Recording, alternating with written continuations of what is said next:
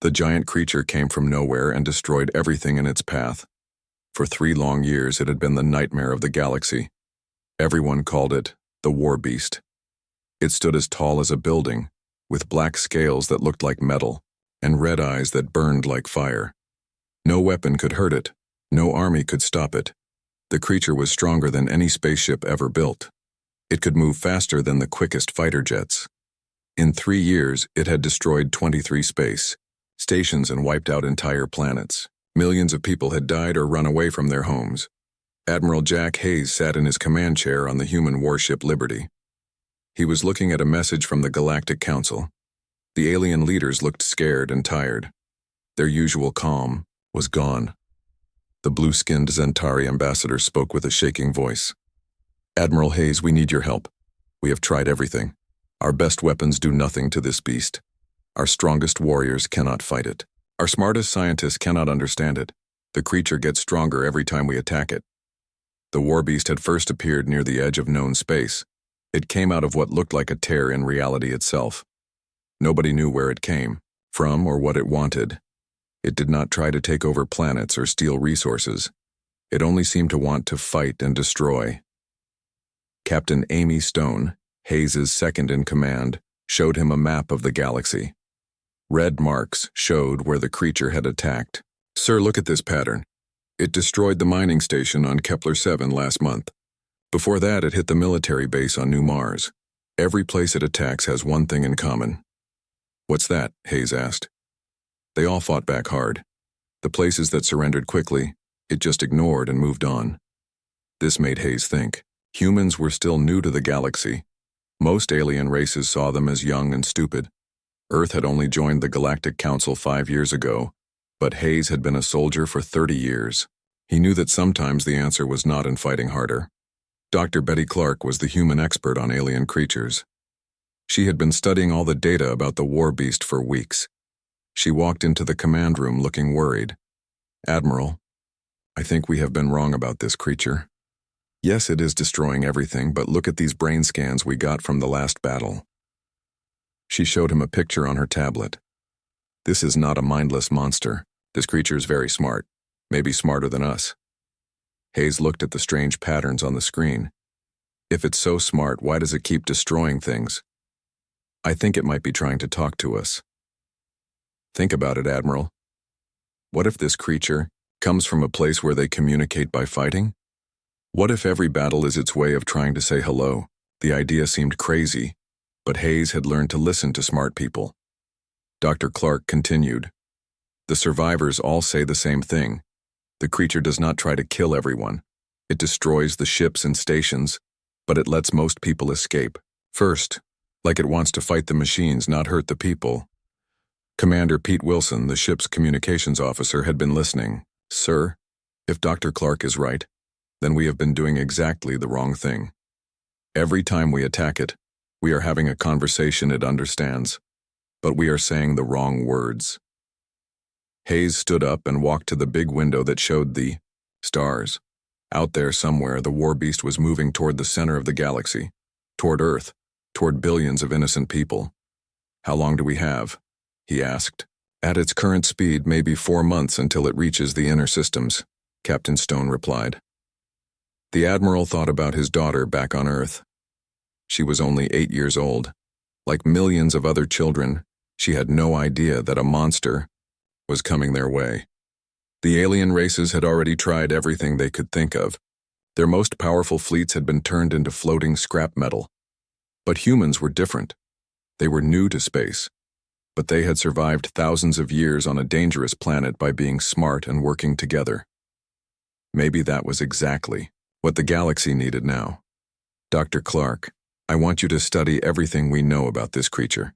Not how to kill it, but how to understand it. Commander Wilson, contact all human colonies and research stations. Tell them to watch for the Warbeast, but not to attack unless they absolutely have to." "Sir, what if you are wrong?" Captain Stone asked. "What if this thing really is just a monster that wants to destroy everything?" Hayes looked at his crew. These were good people who trusted him to make the right choice. "Then we will fight it, when the time comes." But first, we try something the galaxy has never tried before. We try to listen. The meeting ended, and everyone went to work on their new mission. But deep in his heart, Admiral Hayes felt something he had not felt in years: hope. Maybe the creature that had brought terror to the galaxy was not evil at all. Maybe it was just lost and trying to find its way home.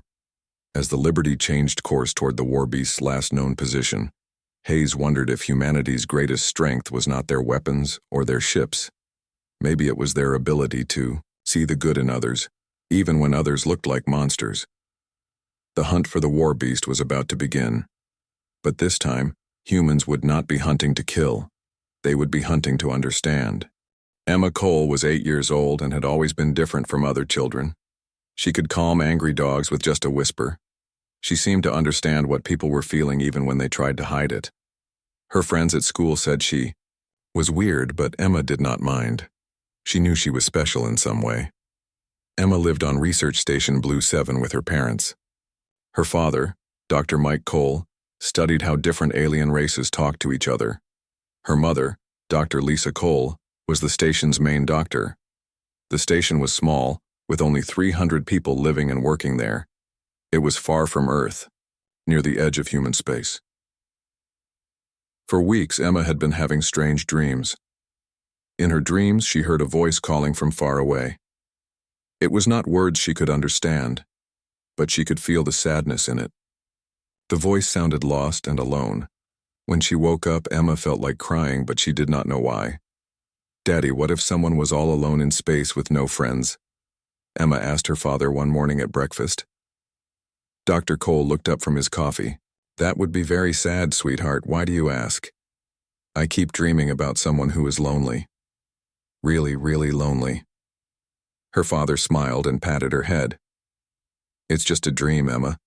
Don't worry about it." But Emma could not stop thinking about the sad voice. Every night the dreams got stronger. The voice seemed to be getting closer. 3 days later, the emergency alarms started ringing all over the station. Emma was in her room playing with her toys when red lights began flashing. Her mother ran in looking scared. "Emma, we have to leave right now. Pack only what you really need." "Why, Mommy, what's wrong?" "Something dangerous is coming toward our station. We have to get on a ship and go away." Emma had heard the grown-ups talking in quiet voices for days. She knew about the Warbeast, the monster that destroyed everything in its path. The adults thought children did not understand, but Emma listened. She knew the creature was coming their way. As families rushed to get on the escape ships, Emma found herself at the big window that looked out into space. She could see the stars, but something else was out there too. A dark shape was moving, between the stars getting bigger. "Emma, come on," her father called. "We have to go now." But Emma could not move.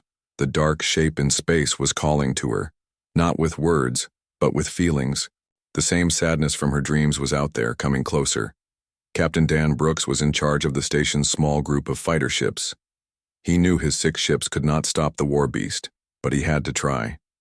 He had to give the families time to escape. "All pilots, this is Captain Brooks. We know we can't win this fight, but we can slow it down. Every minute we buy could save lives." The fighter ships launched from the station like tiny insects flying toward a giant. Emma watched from the window as they flew toward the dark shape. Bright flashes of light showed where they were shooting their weapons. The battle lasted only 2 minutes. The Warbeast moved through the human fighters like they were not even there. Emma saw the explosions and knew those brave pilots were gone. But she was not afraid. The creature was not angry or mean. It was something else. "Emma!" Her mother grabbed her arm. "We have to go right now." But as they ran toward the escape ships, Emma stopped and looked back at the window. The Warbeast was very close now. She could see its huge black body and glowing red eyes. It was as big as a mountain, floating in space like a dark angel. Everyone else saw death coming toward them. Emma saw something different. She saw the loneliest being in the universe. The creature raised one massive arm toward the station. Everyone screamed and ran faster. But Emma broke away from her mother and pressed her small hands against the window. "Wait," she said quietly. Somehow, impossibly, the creature heard her. Its giant head turned toward the station, toward the little girl at the window. "You're not mean," Emma said, her voice carrying across the empty space in ways that science could not explain. "You're just sad. You've been looking for someone to talk to for a long, long time." The Warbeast's raised arm stopped moving, its burning red eyes focused on the tiny human child. For the first time in 3 years, the destroyer of worlds held perfectly still. Emma's parents and everyone else on the station stopped running. They stared in shock as their 8-year-old daughter somehow spoke to the most feared creature in the galaxy. "I hear you," Emma continued. "In my dreams, I heard you calling. You don't want to hurt anyone. You just want a friend." The creature made a sound then, not a roar or a scream, but something like a whale's song, deep and sad and beautiful. The sound went through the station and into everyone's bones. It was not threatening. It was the sound of someone who had been alone for so long they had forgotten what hope felt like. Captain Brooks, who had expected to die fighting, watched his instruments in amazement. The creature's energy readings were changing. The violent, chaotic patterns they had seen in every battle were becoming smooth and calm. Emma smiled at the giant creature floating outside. "It's okay," she whispered. "You found me. You don't have to be alone anymore." The Warbeast that had destroyed entire fleets and terrorized the galaxy gently lowered its massive arm. For the first time since it had appeared from the void, it was not searching for a fight. It had found something better. It had found someone who could hear its heart. The silence in space felt like the whole universe was holding its breath. Everyone on Research Station Blue 7 stared at the impossible sight outside their windows. The Warbeast, the destroyer of worlds, was floating quietly next to their small station. Its massive head was turned toward the observation window where 8-year-old Emma Cole stood with her hands pressed against the glass. Emma's father, Dr. Mike Cole, slowly walked toward his daughter. He had studied alien languages for 15 years, but he had never seen anything like this. His little girl was somehow talking to the most dangerous creature in the galaxy, and it was listening. "Emma," he whispered. "What is it saying?" The little girl did not take her eyes off the creature. "It's not using words, Daddy. It talks with feelings. It's been alone for so long that it forgot how to be happy. It came from somewhere very far away, somewhere that doesn't exist anymore." The Warbeast made another sound, deeper this time. The vibration went through the station's walls and floors. Everyone could feel it in their chests like a giant heartbeat. But it was not scary. It was sad and beautiful, like a song without words. Commander Sarah Park was the station's military leader. She had been ready to die fighting the creature, but now she did not know what to do. Her training had never prepared her for this. "All units, hold your positions. Do not fire unless I give the order." Dr. Lisa Cole, Emma's mother, watched her daughter with amazement and fear. As the station's doctor, she knew Emma was special, but this was beyond anything she had imagined. "Mike, look at the creature's energy readings. They're completely different from what we've seen in all the battle reports." The Warbeast's bioenergy was no longer wild and chaotic. The patterns on their screens showed something that looked almost peaceful. The creature that had seemed like a force of pure destruction was becoming calm. Emma continued to speak to the giant being. "You destroyed all those ships because you were trying to talk to them, weren't you? But they didn't understand. They just shot at you, so you thought that was how people here say hello." The creature's red eyes dimmed to a softer glow. It moved, closer to the station, but slowly and carefully. Its massive form blocked out the stars, but somehow that did not feel threatening anymore. "It's showing me pictures," Emma said to her parents. "I can see its home. It was beautiful, with floating cities and creatures that sang to each other across the sky. But something bad happened. A big wave of energy came and destroyed everything. It was the only one that escaped." Dr. Mike Cole felt his heart breaking as he listened to his daughter describe the creature's memories. "Emma, can you ask it why? It came to our galaxy? It didn't choose to come here, Daddy. The energy wave that destroyed its home threw it into a hole in space. It's been floating between stars for thousands and thousands of years. It was looking for anyone who could understand. Shores Captain Dan Brooks, who had survived the fighter attack, was listening to everything from the station's command center. He thought about his pilots who had died trying to stop the creature. Now he understood they had been killed by accident, by a being that was trying to communicate the only way it knew how. "Ma'am," Brooks said to Commander Park, "maybe we should contact Admiral Hayes. He needs to know about this." But Emma was not finished talking to the Warbeast. "You're scared, aren't you? You're scared that if you stop moving, you'll be alone again. That's why you kept fighting everyone. Fighting was the only way to make sure someone paid attention to you." The creature made a different sound now, softer and higher. It almost sounded like crying. Emma began to cry too, feeling the creature's pain as if it was her own. "Emma, what's wrong?"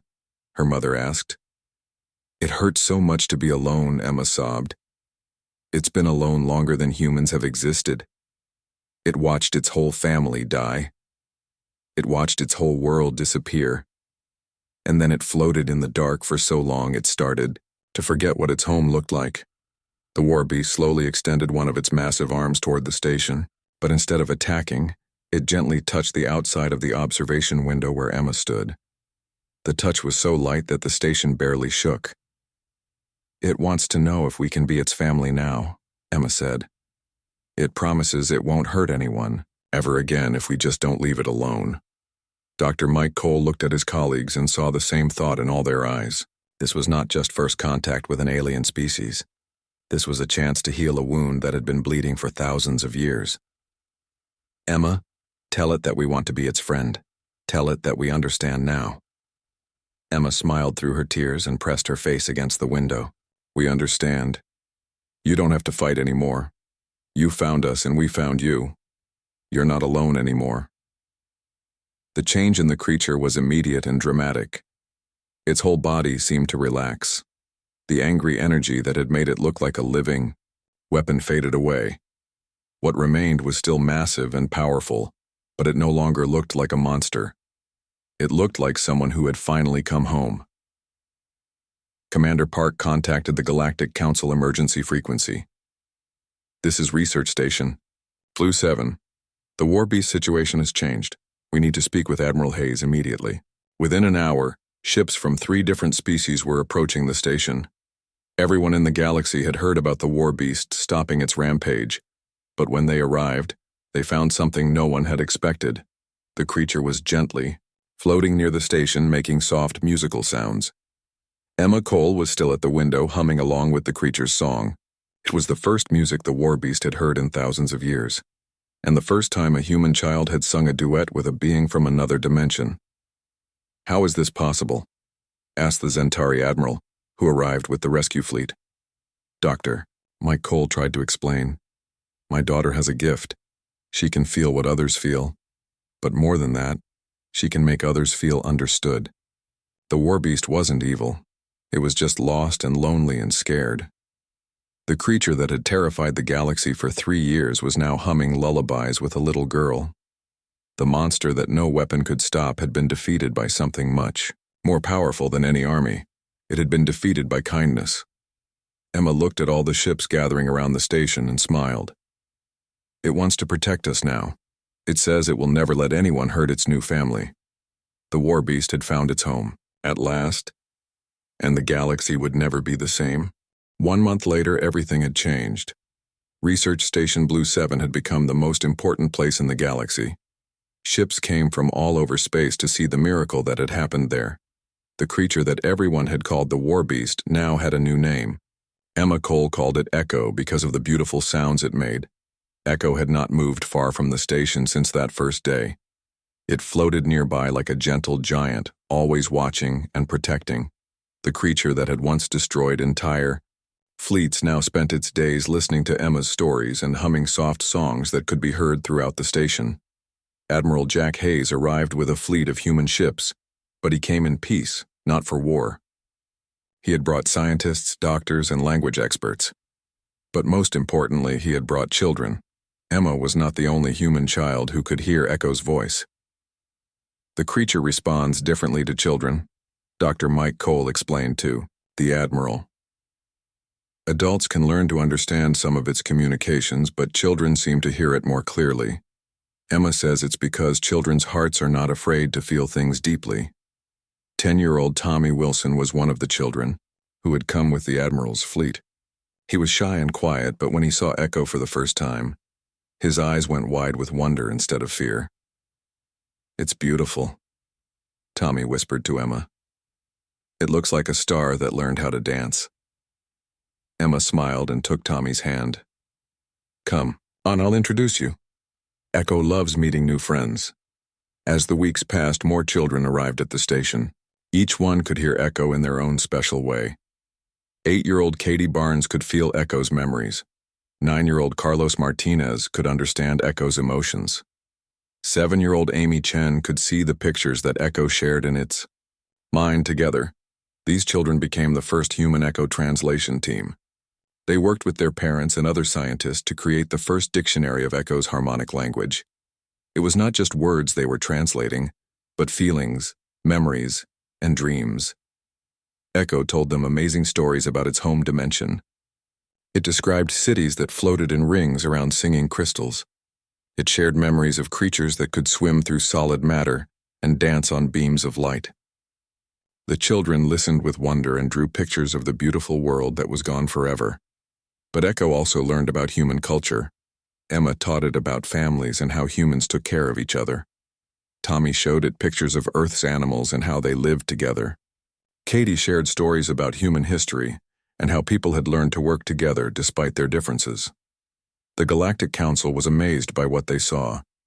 Ambassador Tara Vex, the lead diplomat from the Zentari Federation, watched Echo, gently playing with human children, and shook her head in disbelief. "In 3 years we lost thousands of ships and millions of credits trying to stop this creature," she said to Admiral Hayes.